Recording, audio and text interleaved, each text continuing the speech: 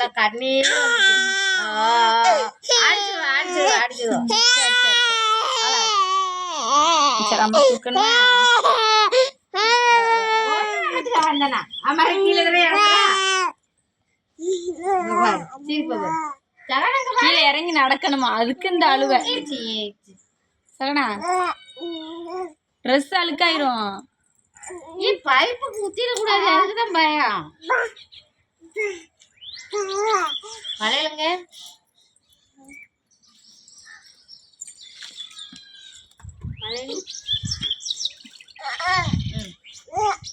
அதே எடுத்து ஒரு வயிற்றுல இருக்கு குத்திடாம நவுண்டு இப்படி நின்னுக்கா நின்னுக்கா.